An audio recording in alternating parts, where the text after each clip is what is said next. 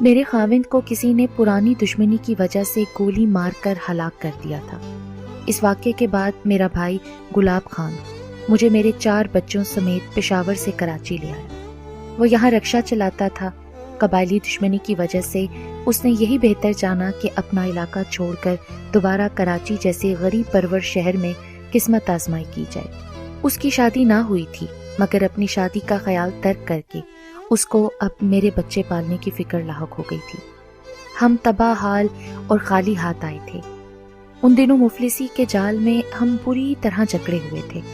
گلاب خان کے ایک دوست نے اپنے کوارٹر کے ایک کمرے میں سر چھپانے کا آسرا تو دے دیا تھا، لیکن پیٹ بھرنے کو 2 وقت کی روٹی ہر حال درکار تھی۔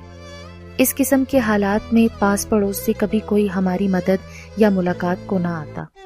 صد شکر کہ آتے ہی پرانے مالک نے گلاب خان کی پذیرائی کی اور رکشہ چلانے کے لیے دے دیا۔ بھائی دن بھر رکشہ چلاتا، مالک کو روز کا مقرر روپیہ ادا کرنے کے بعد بمشکل اتنی رقم بچتی جس سے ہم 6 نفوس کی روٹی پوری ہو پاتی۔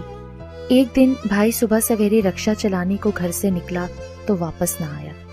بہت پریشان تھی۔ شام 7 بجے وہ ہر حال میں روز کا راشن لے کر گھر آتا تھا، تبھی ہمارا کھانا پکتا تھا۔ میں اور بچے اس کی آمد کے منتظر آنکھیں دروازے پر لگائے ہوئے تھے۔ شاید کوئی دور کی سواری مل گئی ہوگی، تبھی آج کو اس کو آنے میں دیر ہوئی ہے۔ ایسے ہی خیالوں سے دل کو رات تک بہلاتی رہی۔ بالآخر 3 دن بعد دستک ہوئی اور ایک اجنبی نے آ کر بتایا کہ گلاب خان کا ایکسیڈنٹ ہو گیا ہے۔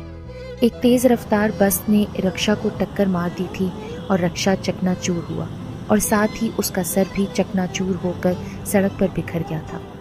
میرے بھائی کی لاش کو پوسٹ مارٹم کے لیے ہسپتال لے گئی، پھر اسے لاوارث سمجھ کر دفن کر دیا گیا۔ ہمیں تو رکشے کے مالک نے تیسرے دن اطلاع دی کہ تمہارے کنبے کو پالنے والا اب من و مٹی تلے دفن ہو چکا ہے۔ اس خبر کو سن کر کچھ ہوش نہ رہا تھا۔